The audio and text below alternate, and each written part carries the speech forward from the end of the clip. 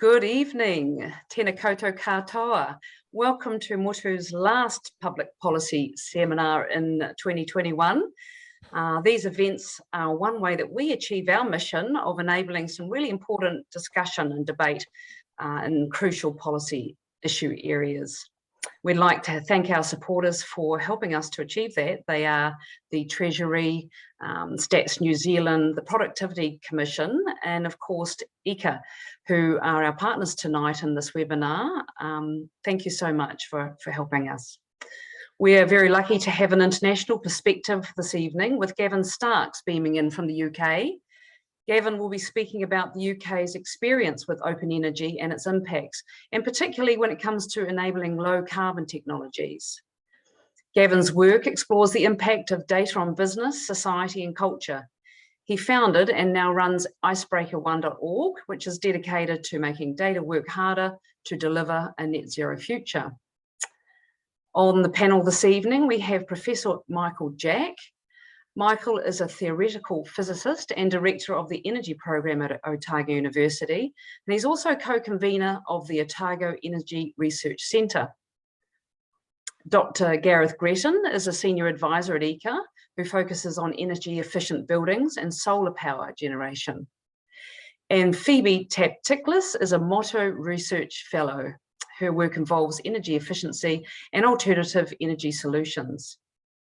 The panel this evening will be moderated by Kate College. Kate is the Manager, Evidence, Insights and Innovation at ICA, and she is recognised as a thought leader on digital and data innovation. Kate is also responsible for research and data initiatives at ICA to enable a low carbon future. So after the presentation, Kate will have a few questions for Gavin and the panel. And then we'll open it up to audience questions. So as we go through, if you wouldn't mind typing your questions into the Q&A box, and our panel will be able to see those and answer them as they come along. So once again, thank you so much everybody for joining us here this evening. And Gavin, we understand it's 6:30 AM where you are, so we're very grateful to you for making this work for us. So if you'd like to kick off now, Gavin, you're happy to share your screen and let's get on with it. Super. Good morning, everyone, or good evening. Let me just share this now. Is that all appearing all right? Great. Well, thank you for inviting me to speak today. I'm going to bring a bit of the experience and learnings we've had in the UK from developing what we've called open energy. Bit of background that has led to this, two significant things. One is when I set up the Open Data Institute with Sir Tim Berners-Lee about 10 years ago. And secondly, in developing and co-chairing the development of the open banking standard in the UK, and also helping New Zealand with its implementation over the last number of years.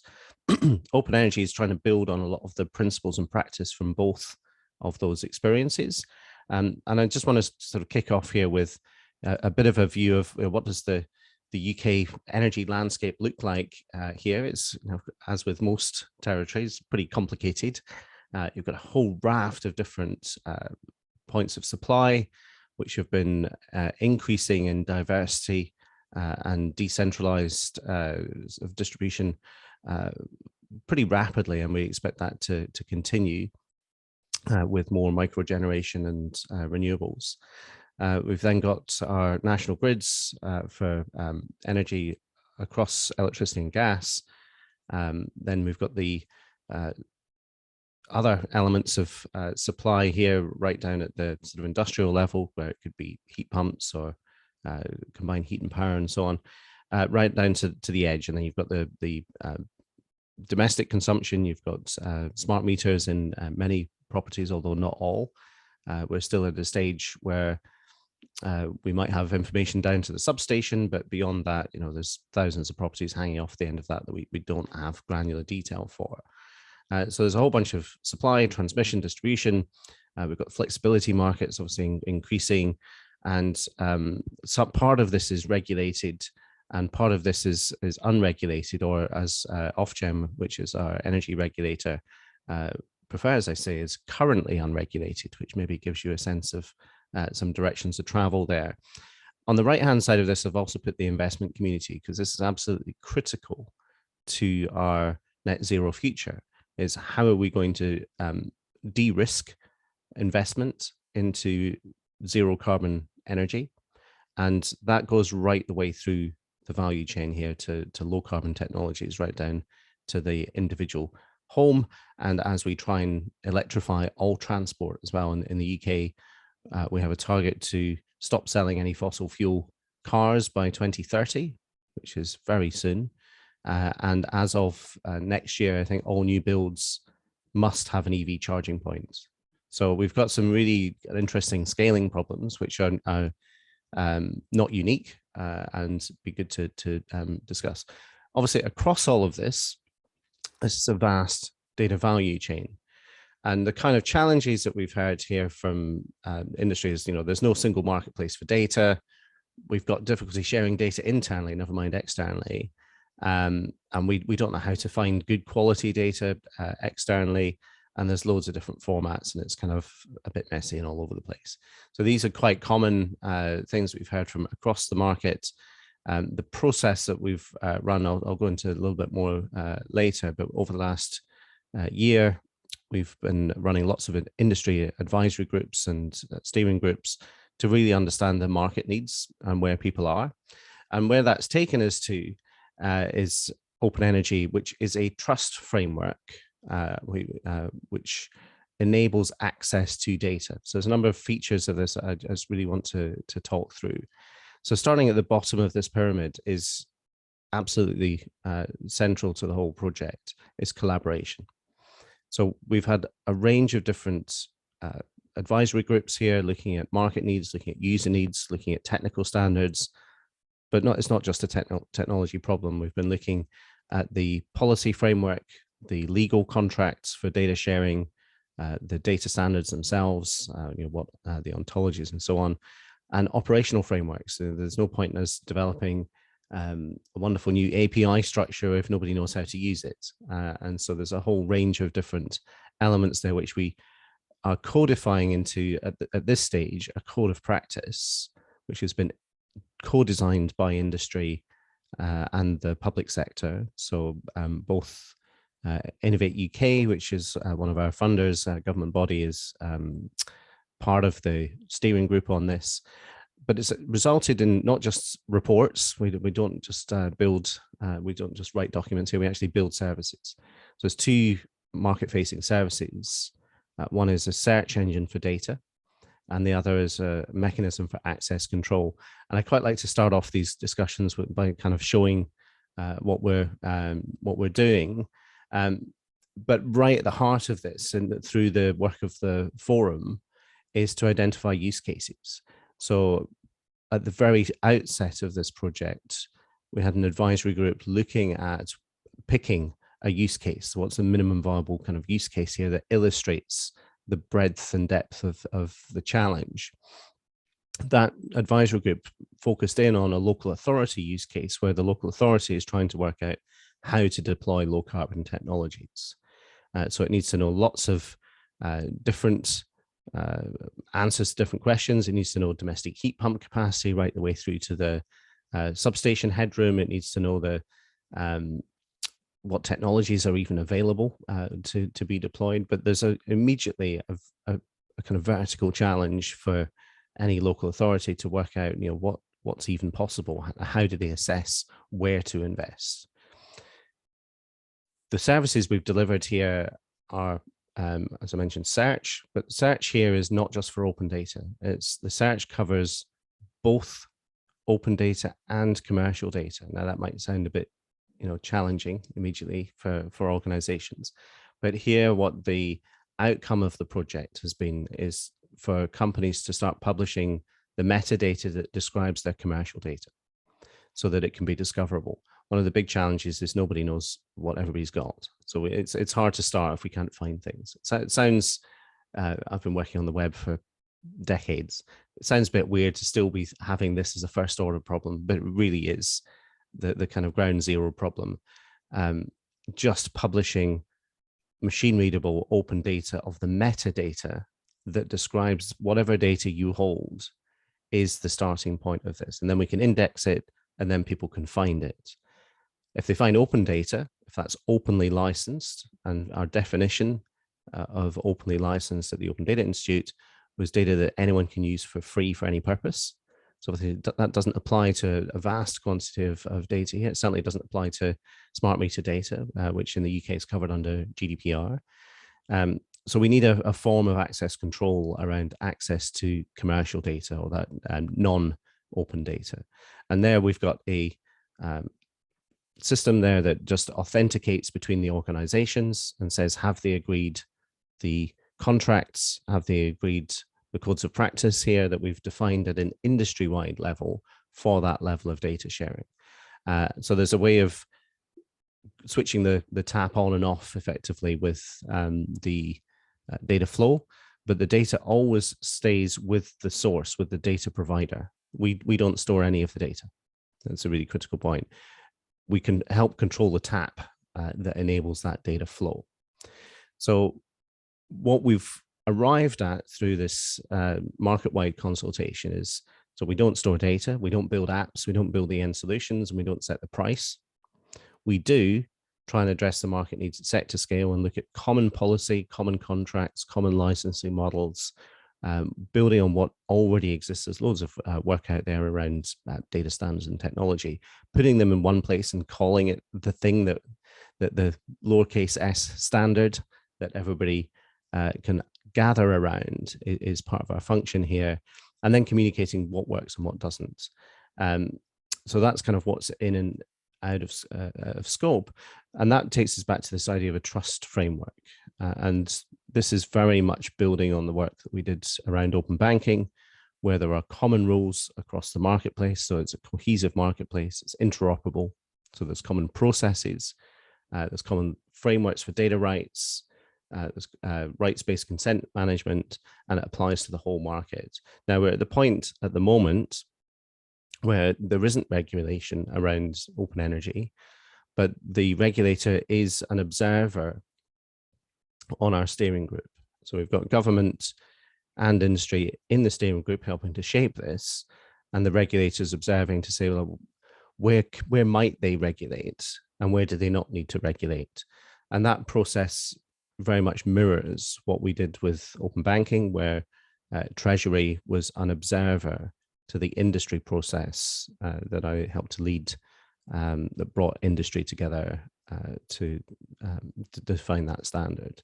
So interoperability is something that most organizations will say, oh yeah, we're interoperable, we've got open APIs, etc. And certainly, that's what we heard from all the banks when we were doing open banking, and we've heard similar things from the energy sector and other sectors that we're working across. The key here is the cohesion, is creating common rules across the market, because that's the thing that removes friction from data transactions. It enables the data to flow more easily. So when we look at, what does success look like here, it's actually an open marketplace that's co-developed by industry and aligned with policy. And that's heavy lifting. That's it's not the quick path. It's the much longer one of trying to get everybody to go together and develop open standards for cohesion and interoperability across the market. Just in terms of that idea of speed, however, we've done this incredibly quickly. We did a 6-week sprint on the market needs. We built the proof of concept in 3 months. We built the beta in 6 months, and we're now in a pilot phase as of this quarter, which is another 6 months. So we aim to have this service live within 18 months of starting, which is kind of lightning speed for a service of this scale. But the reason we've been able to move quickly, I think, has several design parameters to it. One is that we had the blueprint of open banking to begin with. So that set us off on a very good course straight away. And we didn't necessarily have to kind of reinvent a lot of the wheels there. We had to kick the tires to say what was translatable and what wasn't. So obviously energy is wildly different to finance in lots of ways, but the underlying consent management process, the underlying need for data licensing contracts, is very similar. It is very similar. And here we deliberately picked in our first use case, we didn't pick smart meter data because we actually felt that would be easier. We felt it would be too easy almost in the context of what we're trying to do, because smart meter data at the consumer level is very similar legally to bank statement data. So we felt that it was almost too close to open banking. So we picked the B2B use case here of trying to get some of the other categories of information shared, like substation headroom and things like that, as priorities to see what were the blockers to making that at scale. And as we've gone through this, we've been able to move quickly, I think, because industry's been at the table, looking at and defining and shaping both the user and market needs, but also with the regulatory component plugged into the development process. We've been exploring the policy and regulatory interventions along the way, and then we've been building it so we can show people. And there's nothing quite as powerful as showing the thing to making people really go, okay, I get my head around what this is and what it isn't. I think when we look more broadly at net zero data, what we're finding, this is quite a complex slide. I'll just talk through a couple of components of it. More broadly, when you're looking at what information is required to run an energy network and what information is required to invest in that, it actually is a huge data set, the huge spread of data sets. We're already in conversation with people like the Met Office to get weather information in there.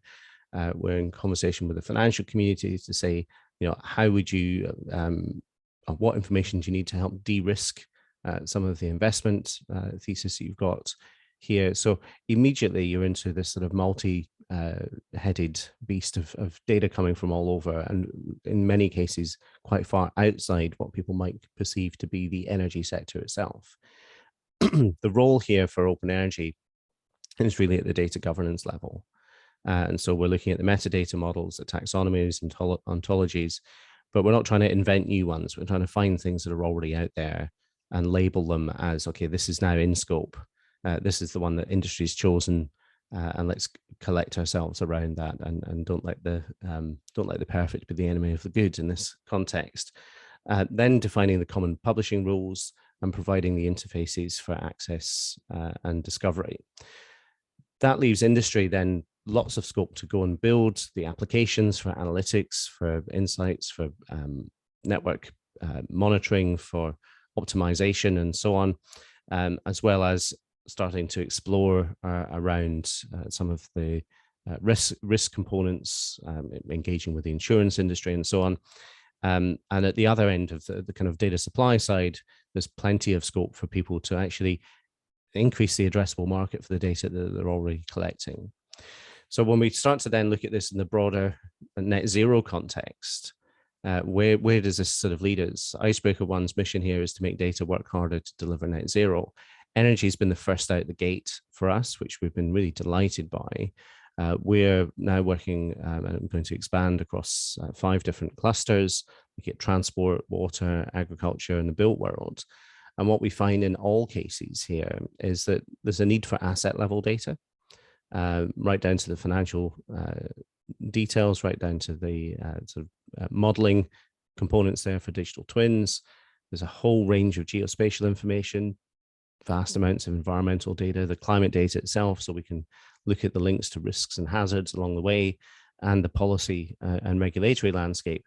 And so when we think about the decision process here that people end up with is, if you're looking to invest or create a strategy around this, you have to have a holistic view. We have to codify our systems thinking here to really make the best decisions that are going to lead us to net zero.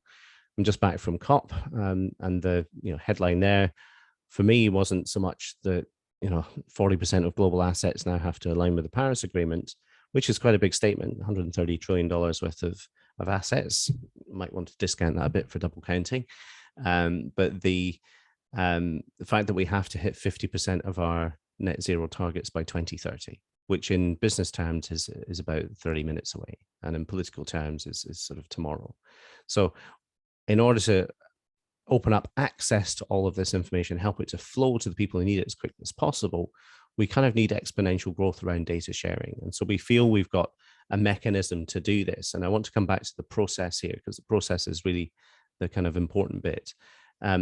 We've got a process of ice breaking, which is getting people in a room and kind of locking the door until we get some answers to real problems. And then we take them and codify them in a way that can unlock data flow. And then help partners, help the industries themselves go and deliver the net zero services and incentives in that, and then there's a feedback loop around that. I can talk more about that in the Q&A, but I'd say that the blending here of what we call ice breaking and trust, so creating a high risk or a risk tolerant environment for testing out ideas and principles and practice through ice breaking, but then really hardening that through a trust framework is leading to this kind of very rapid application development. And so to unlock an open marketplace for energy data here, there are, we feel, roles for regulators to play. As we've seen with open banking and in other areas, that really there needs to be a compulsion for firms to participate, and there must be conformance with open standards as they've been developed. But then what happens under the hood of that isn't just about technology, it's about a whole range of different things, as I've mentioned, the codification of legal frameworks, data rights and access management, liability transfer, and so on. So I'm just going to finish off with just a couple of things that link into the broader agenda in the UK. There's a whole range of things related to our national data strategy. And there's a whole range of different initiatives that we're now plugged across. And this really indicates, as we digitalize all of our infrastructure, there's a real coming together and need for open standards that can help connect data inside sectors, but also across sectors. And this is now linking into carbon reporting, things like TCFD, through to global initiatives such as Mission Innovation, which is a coalition with China, India, and so on that we're part of. So I'm just going to finish off with one call to action, really, which is connect, don't collect. And then we'll open up for questions. Thank you. Kia ora, Gavin. Thank you so much. That was really quite inspirational to see what you've managed to do. And I really quite liked the linkages that you have from the learnings from the financial services sector and bringing that into the energy space as well. So I thought I'd just start off really briefly about why is EECA here and why are we so passionate about this. So EECA is a Crown entity, and we're established under the Energy Efficiency and Conservation Act to encourage, promote and support the uptake of energy efficiency, energy conservation and the use of renewable sources of energy in New Zealand. And we work with a number of different stakeholders and customers to help New Zealand transition to a low carbon and sustainable economy. And data is a really important part of informing the low carbon transition. It's a huge part of what we do at EECA. You may or may not be familiar with some of our open data assets that we provide to the New Zealand business community, policy community and academics through the use of our energy end use database, which we release annually. And as well as that, more recently, the work that we've been doing in partnership with the Business New Zealand Energy Council and the Paul Scherrer Institute in Switzerland, developing the New Zealand energy scenarios times NZ. In developing these and many other data assets, there are so many people involved in trying to set a pathway towards a direction that will enable New Zealand to make different and better decisions around how we can accelerate the decarbonisation and ensure that we're doing everything we can to inform climate mitigation objectives through smart use of data.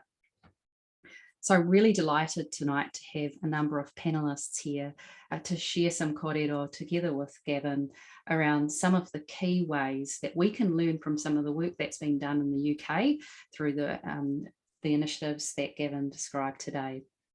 So we'll start by just getting to know a few of our panelists, and then we'll take some questions through that we have here. Or we also keeping an eye on the Q&A, and there'll be some time for us to ask some of those questions from those of you that are online. So let's just start with Phoebe Taptiklis from Motu. Could you just tell us a little bit about some of the work that you are working on at Motu, and in particular around open energy or energy data in general? Yeah, thank you, Kate. Yeah, well, I think that's probably my most useful contribution to this conversation, is that I've just finished cleaning and formatting data that we requested through the Energy Authority. And so I can give you a very up-to-date picture of how that process is working right now in terms of smart meter data.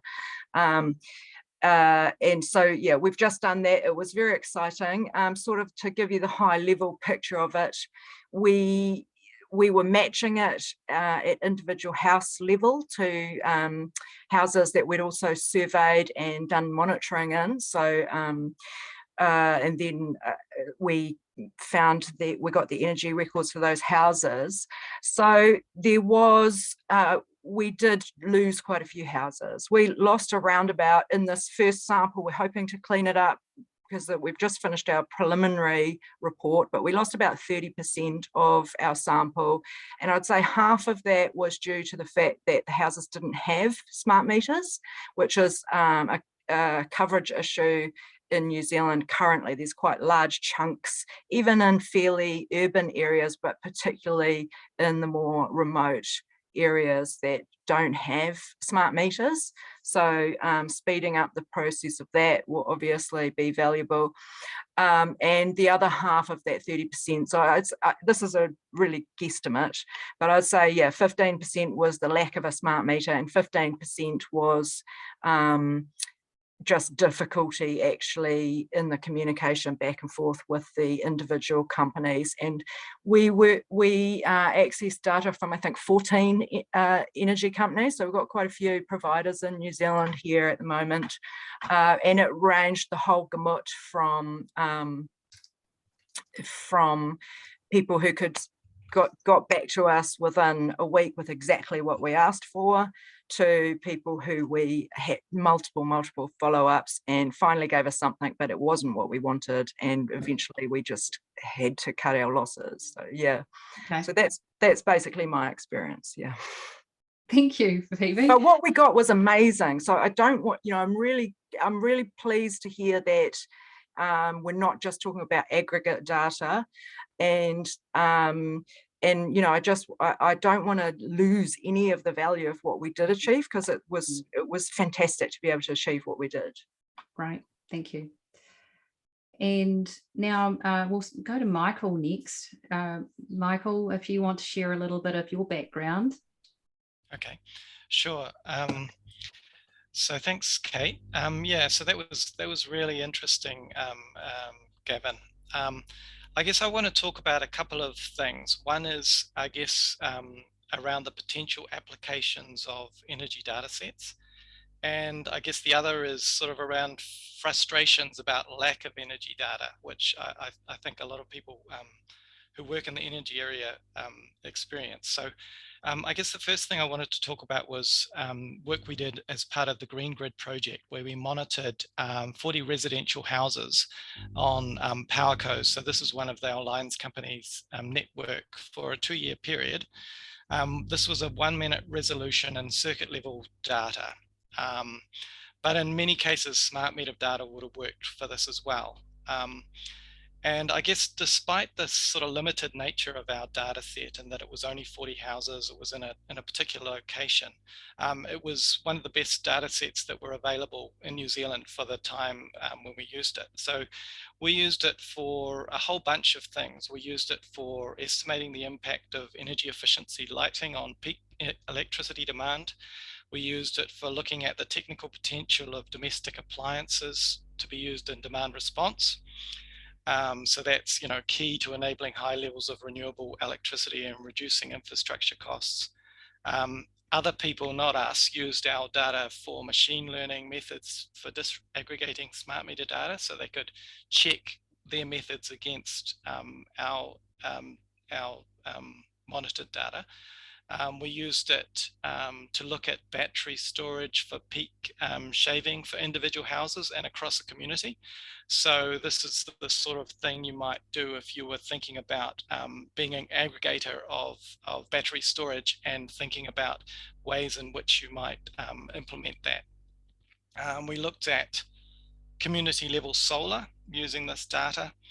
And I guess just these examples, I think, are relevant to innovative business models that are related to things like demand flexibility and community energy networks.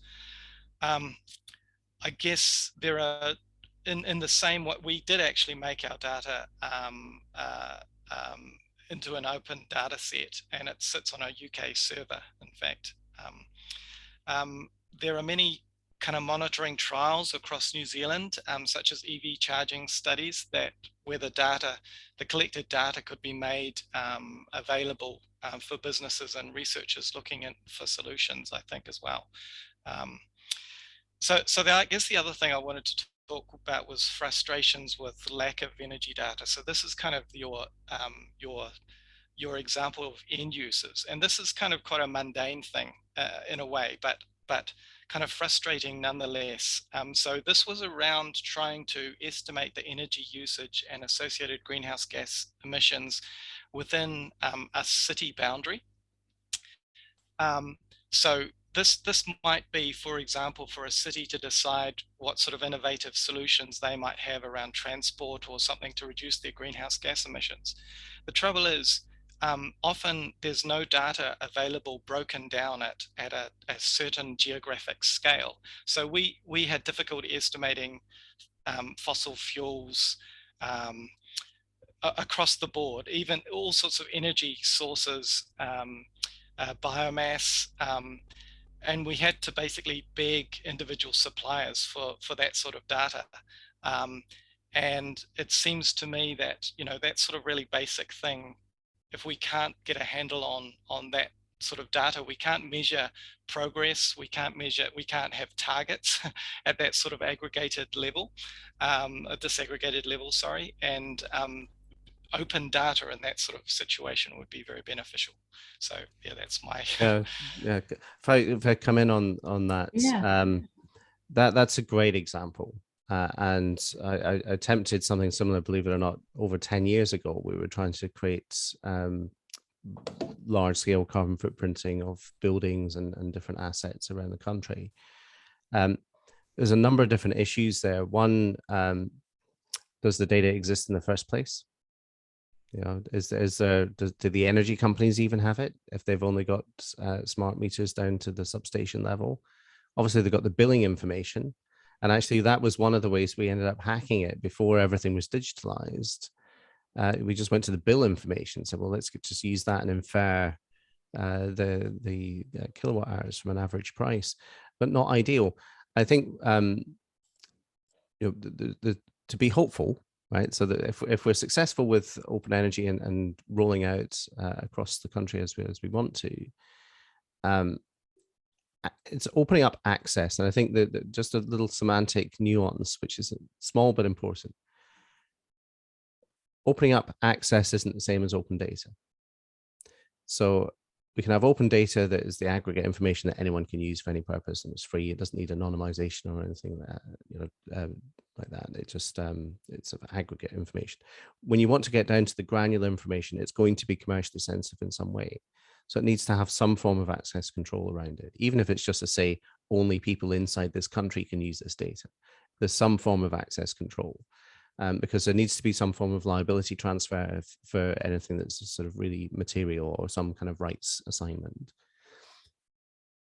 Open energy would allow an authorized participant, so if you were registered as a participant in the open energy ecosystem, to say, can I just have access to this information for the next 30 minutes?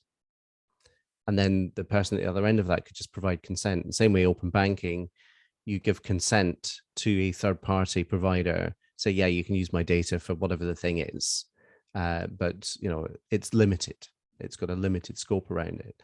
Now, if we can get this interoperability and cohesion across the market, and cohesion, is, like I said, is super important there, we should be able to just query all the buildings or the assets that we want to carbon footprint, and the CO2 value of the so CO2 intensity of those kilowatt hours should come with the data payload. In the UK we've got, and it's actually something, again, in my past, we actually built this 15 years ago to calculate the real-time carbon impact of a kilowatt hour in the UK, and in real time. And so we should be able to have that information as part of the payload queryable. Now, if we can get to that point, we can start to automate scope 1 and scope 2 reporting. And if we start to automate scope 1 and scope 2 reporting, we can start to automate scope 3 reporting, which is the thing that's been a pain in everybody's backside for decades, of like, how do we scale that? So the framework here, and this is why the process is so important, it's more important than technology, of getting people together. I see one of the questions as well in the Q&A was about how do we get everybody together? Well, having government at the table was absolutely critical. Having the regulator at the table was absolutely critical, because then it's taken more seriously. But it's not enough. You've got to then demonstrate and walk everybody through the process of, you're not just giving away all of the data, you're not just letting value seep out the door, you've got to sorting out your internal data strategy is important, but if we do it together, we'll save everybody time and money. And so there's a whole range of value propositions here we've got to sort of bring people around. But the goal here, the benefit would be, we just start to see the data flow around emissions and other environmental impacts as part of the data payload that we're getting out of the assets in the first place. Yeah, really great observations. I think there's quite a lot to be learned about the wayfinding that you're able to implement here, and the connectedness of the co-delivery and co-development of this. I think one of the other, we haven't heard from our other panelists, so I'll just quickly let Gareth just talk very briefly about some of this work that he's been working on, and then we'll go into some of the questions, in particular, really focusing on some of these lessons learned from the UK experience that we think could be quite relevant for New Zealand. Gareth. Thanks, Kate. Yeah, I think I'd like to talk about an example where energy data was really crucial to informing the conclusions of a study. So the study we did was into commercial scale solar PV.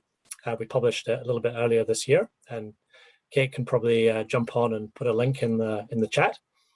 So what we did was we got time of use electricity consumption data from 12 businesses, which incidentally came through in 11 different file formats. So definitely a lesson there about data standardization. And it was, one of the issues was the switch between summertime and normal time causes all manner of headaches. And we either had a complete record of every single half hour for the year, or we had 2 half hours missing where it went one way, but we didn't have the data missing when it went the other way, or we had 4 half hours missing, which meant it missed in the spring and the autumn. But anyway, once we got the data all cleaned up, what it really allowed us to do was interrogate the financial viability of commercial scale solar PV for businesses. And we did that by doing a very detailed model of the costs that businesses incur by when they consume energy. So not just your kilowatt hour charges, but all of your network peak demand charges, which have very many different structures. So New Zealand has about 29 different EDBs, and they have different ways of structuring their prices, which is understandable because they all have different networks. And what we found was that the coincidence between solar generation, business electricity demand, and network peak pricing periods was the real key to the financial viability of solar. And that was a conclusion that we just wouldn't have been able to arrive at if we didn't have that time of use data to work with. And so in that particular example, and this I think alluded to a comment earlier from Kate, we were able to get hold of that data through the relationships that ICA has with many different types of businesses across New Zealand. But obviously there was some work, involved in obtaining that data. And so if there was a more sort of streamlined approach like what Icebreaker One have, where there is a portal that you can access data through, I think that would have allowed that study to happen a little bit more easily and would make that sort of study accessible to many more people. Thank you, Gareth. So just this now is a question open to all our panelists. Obviously, everyone here is doing work in the energy sector and you're all really dependent on data. What were some of the things that really stood out to you in Gavin's presentation that really, could be something that we could be looking at as a bit of a blueprint? Maybe we'll start with Michael or Phoebe.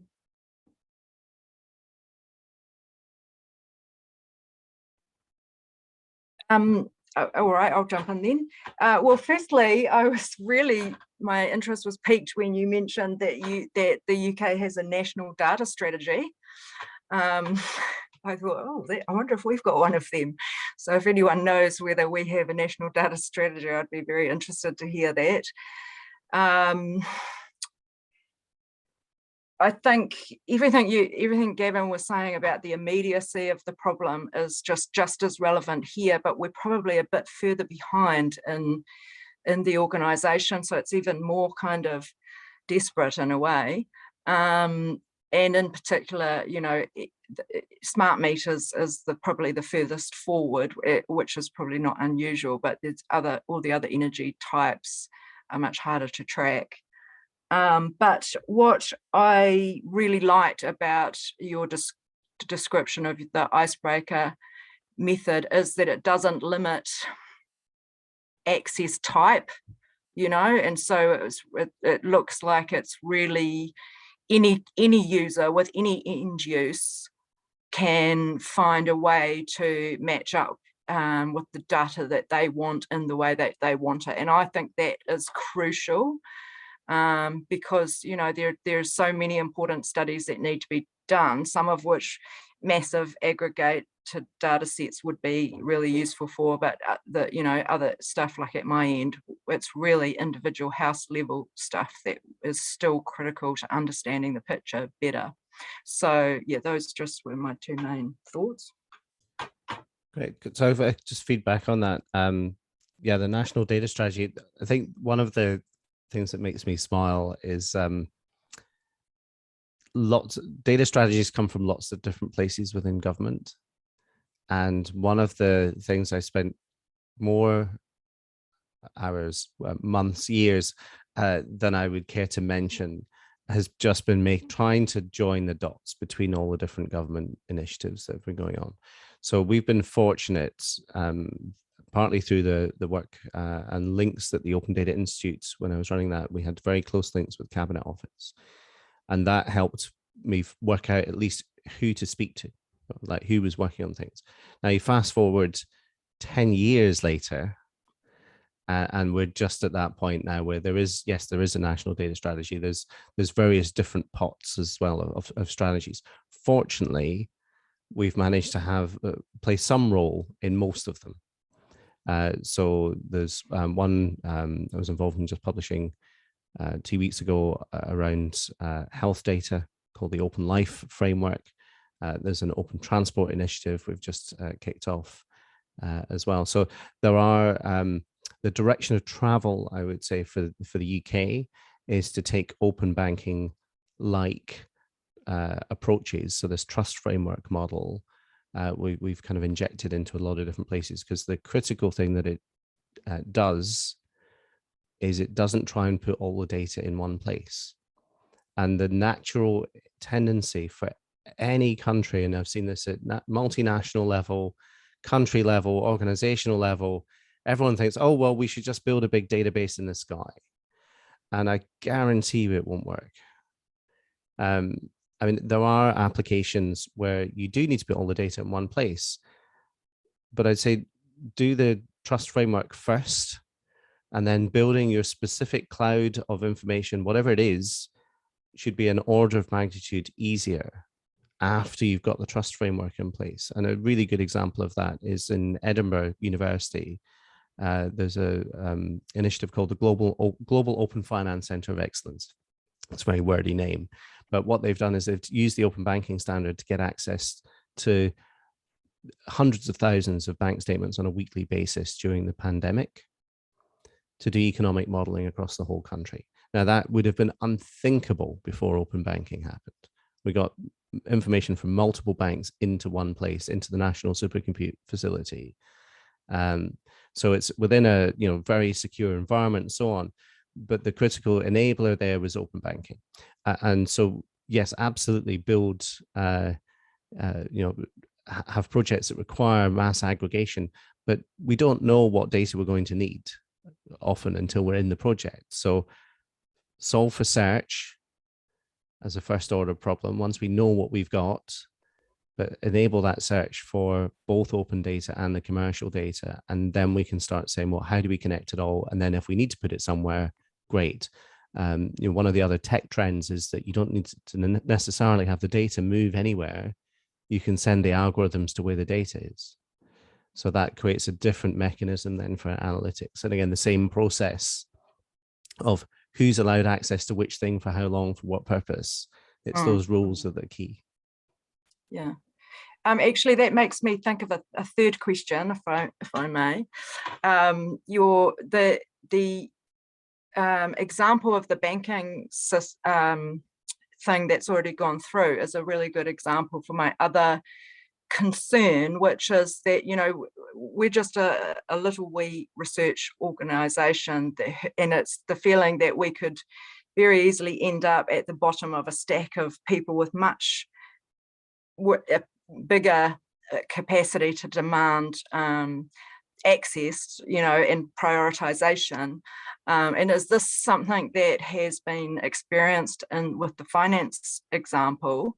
And if there is difficulties with prioritization or with actually getting the access, even after you've got the permission and what have you, what sort of redress? How do you deal with that? Yeah, so we're still working on that. And I should say, just in terms of organizational size, in April last year, Icebreaker was 2 people. So I wouldn't say that size is necessarily an impediment to having impact. But the process here, again, this is why it's important to have government and regulator at the table, is the process we went through with open banking was there had to be a form of redress, a structured framework for redress for consumers, right? So right the way down to the consumer level. And it was their data is going all over the place. If you're using an app right now, you don't really know who to call if something goes wrong. So who is that? Who's the ombudsman effectively within that structure? Now, because it's regulated through the Financial Conduct Authority, open banking has that writ large. We're still working that through with the Open Energy Programme. We haven't designed that yet, but it's in the design process. Say, what will the mode of redress be? Now, whether that's B2B and that's codified in an industry contract, so that an SME or a university or a large company or whoever the commercial entity is there has a mechanism for dispute resolution, and that's one of the things that we designed into the open banking implementation entity, which runs the open banking standard. I imagine there'll be a similar framework that we'll end up having as part of the operational delivery of open energy. The reason for having the regulator at the table is that they can then help to mandate some of that. And as we get down to consumer level data, as I say, in the UK, it's already covered through GDPR, but there's also other policy instruments that are relevant to that. And there's some papers on our website about the relevance of things like GDPR to the consumer proposition. So that's a long-winded answer to say we're still working it out. Yeah, but it's part of the design process. Great, thank you. Yeah, I think that's also a really good way to try and ensure there's fair and equitable access to the data as well. I think that's something that Michael, you were touching on earlier on in your earlier comments. Gavin, how are some of the ways that you're communicating this to those that are adjacent to the industry, or those that could actually use this to drive a lot more innovation, that maybe wouldn't think that energy data could help them, or they didn't even realize they could access it? What are some ways to outreach and put some well, the one that's kind of front and center right now is transport, and electric vehicles. There's an instantaneous mutual demand there. The energy sector needs to know what transport are thinking about, and vice versa. I'd love to say it was really joined up.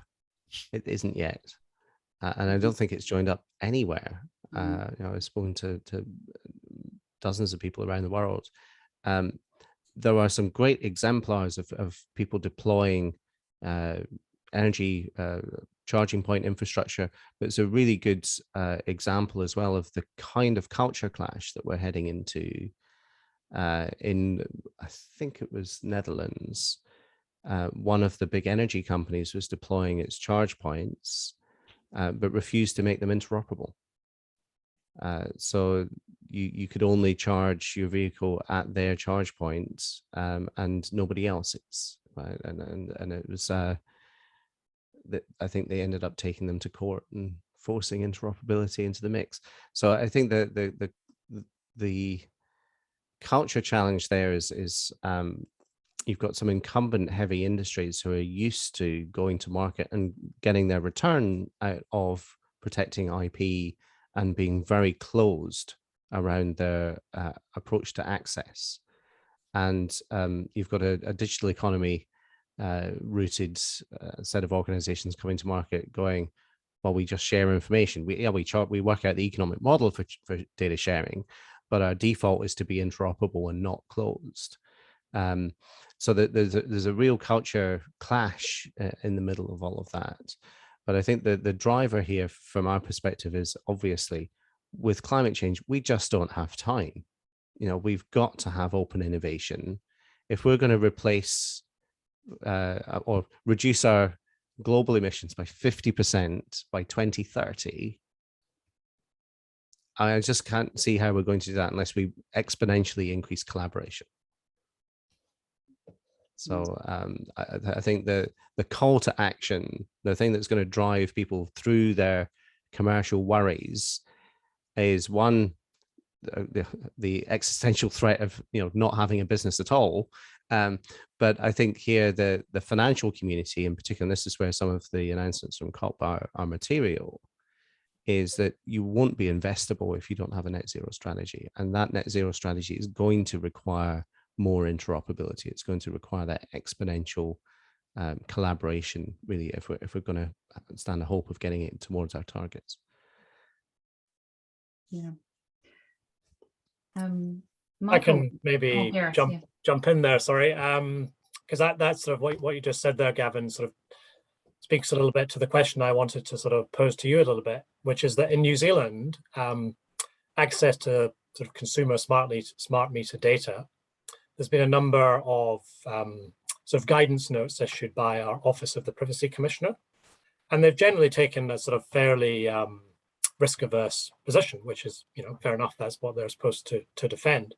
But I was wondering if maybe the case that sort of hasn't been made so strongly is the benefit from getting access to this data, because of course, one position you take is it's private data. That's the end of it. But that then doesn't allow us to do a whole load of things which we want to do, like make progress on decarbonizing. And so the question I was just keen to ask you was there a particular group that was providing that sort of impetus and really making the case for why it was important to get access to this data in obviously safe ways? Yes, many. I think is the short answer. There's an energy data task force that was set up, which wrote an independent report, which did the usual kind of slightly non-government positioning paper. And I think over the years and decades, organizations like the Open Data Institute and the Turing Institute and various other groups around the country have really been sort of championing this. I think exactly to your point, one of the reasons that for me, the learning I took away from open banking was, oh my goodness, this is possible. Right? The fact that we got there with banks is mind-boggling. Actually, it's mind-boggling. And I don't think I wouldn't have attempted Icebreaker 1 if we hadn't had the experience of open banking. The language that it allows us to insert into the conversation with government, regulators, industry is, here is a process to manage risks and controls. So everyone can calm down about that particular thing that stops innovation in its tracks. Is people say, we can't do this because something bad might happen. We can't just make it open. I've heard this for decades. And obviously the ODI, I heard it every day from somebody said, oh, we can't possibly make that open. So you then had to do the massive heavy lift of demonstrating the economic case and working it all through. What we can do here is say, don't make it open, make it accessible. And we'll enable you to share it with one other person or two, and then 4, and then 8, and then just keep going through that until each time you increase the horizon of who it can be shared with, you can do another risk analysis and see what happens, and then take it wider, and then take it wider. So there's a process there, I think, politically, of saying we can manage this, and commercially saying, keep your data where it is, don't send it anywhere, don't put it in some other database somewhere else. You're in control. You have the keys. You can switch the tap on and off, and you can charge for it if you want to. Right? So that risk control process here, I think, is absolutely the heart of this. It's a cultural intervention with some technology support. Yeah, so that one really kind of speaks to the thing I was thinking about as well, is kind of less on the ends of sort of the smart meter end, which I think is going to get solved. It's a privacy problem, but thinking more about, say, a fossil fuel company who doesn't want to give out their sales data. You know, in that sort of situation, having the regulator around the table who is collecting tax data anyway. So in New Zealand and a number of places, people already collect fuel tax data, for example, but it gets aggregated up so much that it's not useful for someone later on. And you know, some way in which that can be, you know, some safety can be put around that, so that, you know, there's no financial or commercial risk, but that the information is there for people to use it to do, you know, these sort of greenhouse gas footprinting or whatever.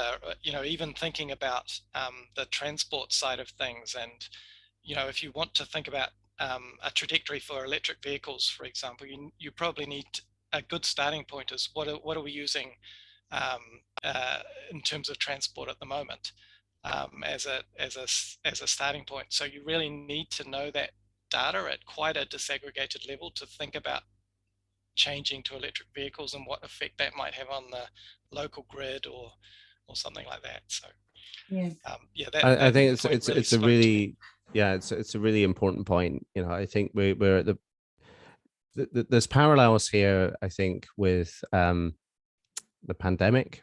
You know, we wouldn't be able to do what we're doing if we weren't sharing health data. Now we've been doing it very messily. We could do it better. However, we had to. Maybe the better analogy is, you know, with the Human Genome Project, it took intervention from the then president of the US to make that open, because it was there's certain things where you just say, look, it's very interesting that you have those concerns about your sales data, whatever it is. However, we have a global emergency right now. Yes, we'll put some safeguards around it, but you have to make this available. You must make this available. And if you don't, we will. You know, government has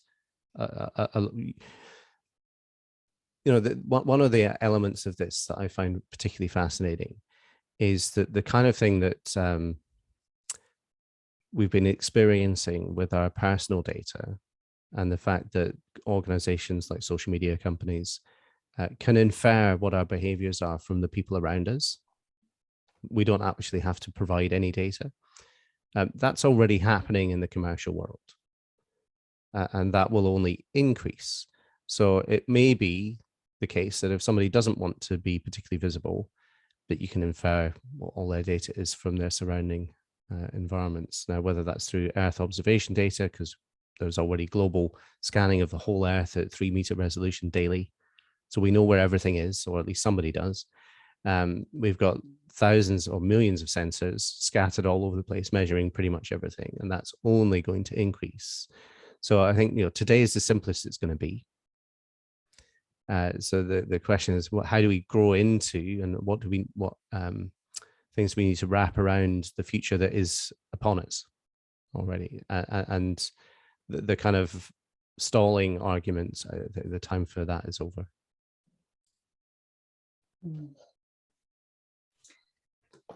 So I think we might take a question from the audience. It's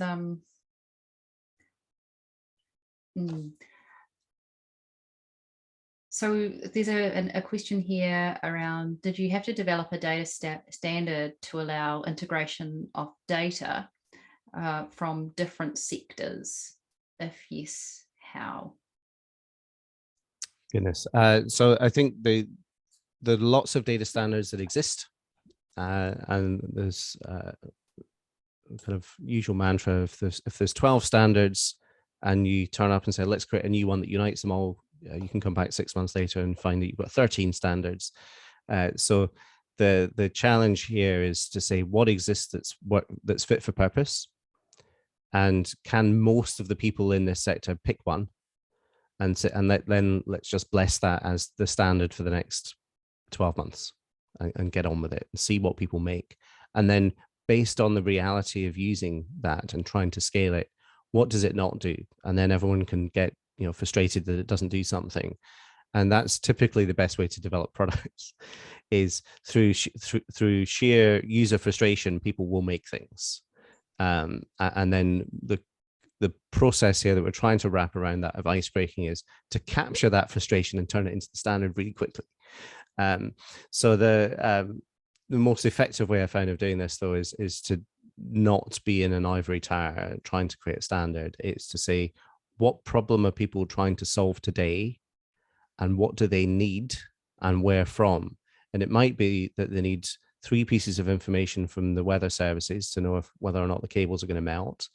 They need to know the investment thesis or the conditions from their an institutional investor as to what the risk profile is around deploying new carbon technology. And they need to know the substation headroom for something. So that we don't know before we really start and say, what problem are we trying to solve for? Which data people need. And I think for me, one of the most frustrating things over the years has just been people starting with, let's build a data portal as the starting point of a conversation, rather than the thing that emerges out of the user needs. And we've collectively, globally, we have wasted billions on those approaches. So I think start with the user need, and that user can be a company, it can be a government, it can be a city, it can be an individual community, and then say, how do we solve that? But the design process in trying to solve it is, how do we make this repeatable at every step of the way? So once we've worked out how to do something, how do we codify it and openly license it so that other people can do the same thing and create the rails for that change? Great. So I think we're just going to go to some closing thoughts. I think we've heard a lot of really interesting ways that we to promote climate mitigation innovation through data. I'm going to ask everyone to take turns, and we'll actually have the final closing remarks with Gavin. But first off, we'll start with Gareth. Just if you might want to think about what you've been inspired about the future of open data and how it could be used, open energy data, how it could be used to address energy sustainability and climate change in the future. Yeah, I suppose 2 points. One is that, yeah, I think in New Zealand we need to get organized and make the case for what we can achieve with open data. And the second point, which sort of follows on quite closely from that, is really the benefit of just sort of removing friction from all the stuff we do. So I sort of said earlier that when we were trying to put together our solar report, we had to spend quite a bit of time in getting hold of the data. And it would have been great to just be able to start that project knowing that there was some way that we could get the data we needed. It would have saved quite a bit of work. And I think that's one of the issues I see across all sorts of areas. We're all trying to find ways to make things work, to get stuff done. And we need to try and make those things as quick and as efficient as possible so we can really concentrate our energies on actually achieving decarbonization, because that's the end goal that we're all obviously seeking.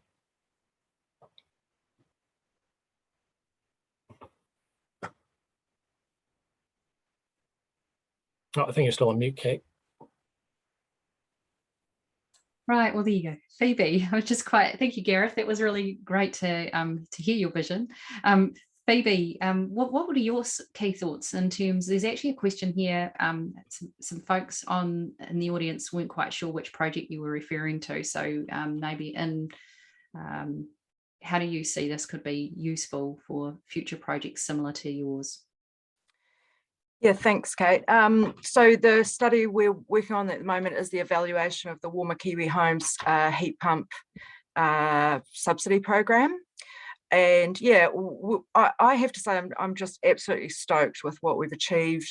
And to just reiterate what Gavin was saying before, ultimately that we got data from multiple sources, and we spent 2 of us, maybe a week, getting it all cleaned and tidied up in order to put it into one data set and then run our regressions.